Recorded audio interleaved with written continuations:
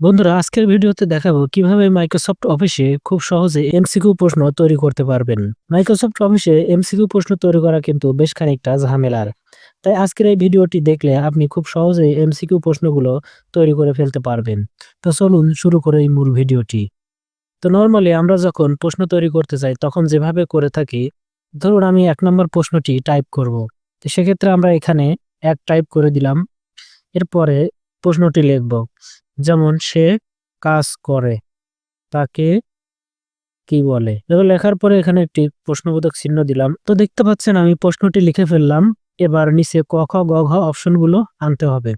তো ক, খ, গ, ঘ অপশনগুলো আনার জন্য আমি ১ম এ এখানে ক লিখলাম। ক লেখার পরে এখন এই কটাকে কিন্তু গোল বৃত্তের মধ্যে আনতে হবে। তো গোল বৃত্তের মধ্যে আনার জন্য আমাদেরকে যেটা করতে হবে, পিসিতে একটি ফন্ট ইনস্টল দিতে হবে। তো আমার পিসিতে অলরেডি সেই ফন্টটি ইনস্টল দেওয়া আছে।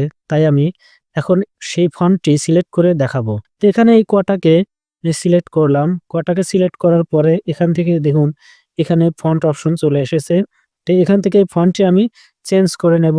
তো আমার পিসিতে প্রশ্ন পি ফন্ট দেওয়া রয়েছে। তাই দেখুন এই প্রশ্ন পি ফন্টটি সিলেক্ট করলে দেখতে পাচ্ছেন কটা গোল বৃত্তের মধ্যে চলে এসেছে। এবার প্রশ্নের যে অপশনগুলো কতে যেটা আছে সেটা এখানে দিতে হবে। তো আমি যদি এখন নরমালি টাইপ করতে যাই, দেখতে পাচ্ছেন উল্টাপাল্টা হচ্ছে। ফন্টটি আমাদেরকে আবার চেঞ্জ করতে হবে।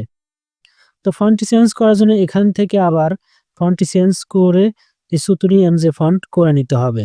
সুতুনি এমজে ফন্ট করে নিলে তখন আমরা এটা লিখতে পারবো।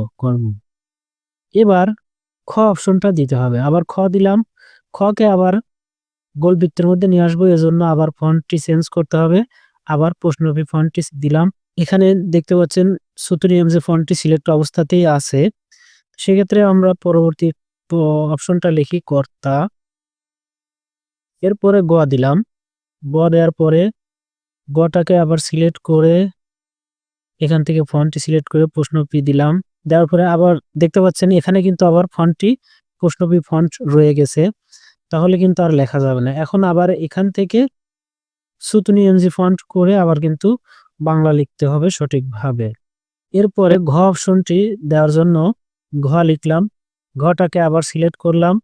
করার পরে আবার এখান থেকে প্রশ্ন পি ফন্টটি দিয়ে গোল বৃত্তের মধ্যে নিয়ে আসলাম। আবার দেখতে পাচ্ছেন এখানে প্রশ্নবি ফন্টটি রয়ে গেছে, সেটাকে আবার চেঞ্জ করে আবার সুতুনি এমজে ফন্টে নিয়ে এসে পরবর্তী অপশনটি লিখতে হবে। ডাউন লিখলাম। তো দেখতে পাচ্ছেন এভাবে লিখতে গেলে কিন্তু একটি প্রশ্ন লিখতে গেলেও অনেক সময় লেগে যাচ্ছে। এটার একটি শর্টকাট উপায় রয়েছে। তো সেটি এখন আমি দেখিয়ে দেব। তো চলুন সেই শর্টকাট অপশনটি দেখি। তো এখন আমি এই সবগুলো ডিলিট করে দিচ্ছি। সবগুলো আমি এখান থেকে ডিলিট করে দিলাম। দেওয়ার পরে আমি নতুন করে আবার লিখব। তো নতুন করে লেখার জন্য আমি এখানে কোনো কিছুই দিব না। জাস্ট লেখা শুরু করব। সে কাজ করে। এটা ইনভার্ট কমার মধ্যে থাকবে। ইনভার্ট কমাটি দিয়ে দিই। তাকে কি বলে? এবার দেখতে পাচ্ছেন লিখলাম। প্রশ্নটি লেখার পরে এখন আমাদেরকে যেহেতু নাম্বারিং করে প্রশ্নটি লিখতে হবে, সেক্ষেত্রে অটো নাম্বারিং করার জন্য এই প্রশ্নের মধ্যে যেকোনো এক জায়গায় মাউসের কার্সারটি রেখে আমাদেরকে এই নাম্বার অপশনে যেতে হবে। নাম্বার অপশনের এই আইকনটাতে একটি ক্লিক করতে হবে। এখানে ক্লিক করে এখান থেকে আমরা যে ধরনের নাম্বার চাই সে ধরনের নাম্বারটি সিলেক্ট করে দিতে হবে।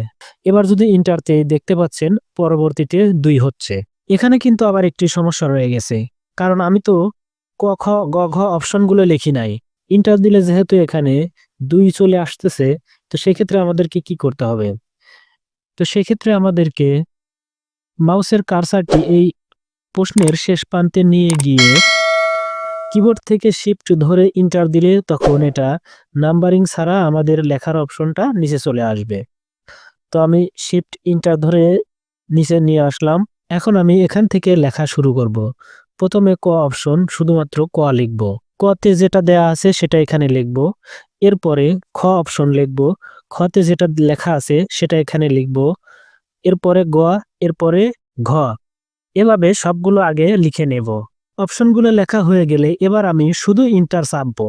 দেখুন এন্টার চাপার পরে এটা অটোমেটিক ২ নাম্বার চলে এসেছে। তো এখানে আমি আবার ২ নাম্বার প্রশ্নটি লিখব। এবার দেখতে পাচ্ছেন ২য় নাম্বার প্রশ্নটি লেখা শেষ। এখন এখানে শিফট ধরে এন্টার দিতে হবে। শিফট ধরে এন্টার দিলে দেখতে পাচ্ছেন লেখার এই টেক্সট বারটি নিচে চলে আসতেছে। সুতরাং এখান থেকে আমি আবার লিখতে পারবো। তো এভাবে আমি বেশ কয়েকটি প্রশ্ন আগে লিখে নেব। লেখার পরে এগুলো কিভাবে বৃত্তের মধ্যে আনবেন অপশনগুলো সেটি দেখিয়ে দেব।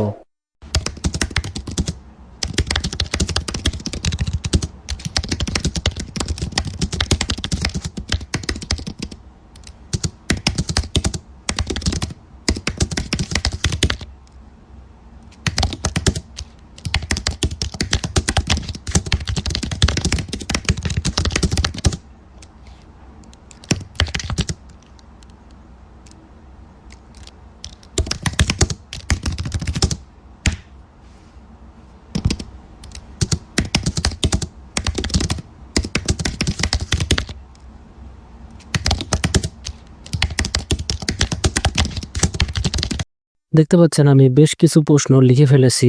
এখন এই প্রশ্নগুলোর ক, খ, গ, ঘ অপশনগুলো গোল বৃত্তের মধ্যে আনার জন্য খুব সহজেই আমি যেটা করতে পারি সেটা হলো প্রথমে এই কটাকে এভাবে সিলেক্ট করব। সিলেক্ট করার পরে কিবোর্ড থেকে কন্ট্রোল বাটনটি চেপে ধরব। কন্ট্রোল বাটনটি চেপে ধরার পরে বাদবাকি অপশনগুলো আমি একটা একটা করে সিলেক্ট করব। এভাবে বেশ কয়েকটি সিলেক্ট করার পরে কিবোর্ডের কন্ট্রোল বাটনটি ছেড়ে দিব। ছেড়ে দিলে দেখবেন এরকম একটি অপশন আসতেছে। এখান থেকে আমি জাস্ট ফন্টটি সিলেক্ট করে দেব। তো এভাবে ফন্টটি এভাবে সিলেক্ট করলে দেখতে পাবেন একসাথে যতগুলো মার্ক করেছি সবগুলোই এই ফন্টের আন্ডারে চলে এসেছে। অর্থাৎ সবগুলো গোল বৃত্তের মধ্যে চলে আসবে। তো এভাবেই বাকি যে প্রশ্নগুলোর ক, খ, গ, ঘ অপশনগুলো রয়েছে সেগুলো কিন্তু খুব সহজেই গোল বৃত্তের মধ্যে নিয়ে আসা যায়। তো আমি এভাবেই এমসিকিউ প্রশ্ন তৈরি করে থাকি। আপনাদের কাছে যদি কোনো সহজ টেকনিক থাকে তাহলে শেয়ার করতে পারবেন আমাদের সাথে। তো সবশেষে ভিডিওটি কেমন লাগলো তা কমেন্ট করে জানাতে ভুলবেন না। ভিডিওটি ভালো লাগলে অবশ্যই ভিডিওতে একটি লাইক দেবেন আর চ্যানেলটি সাবস্ক্রাইব করে রাখবেন এরকম নতুন নতুন ভিডিও পাওয়ার জন্য।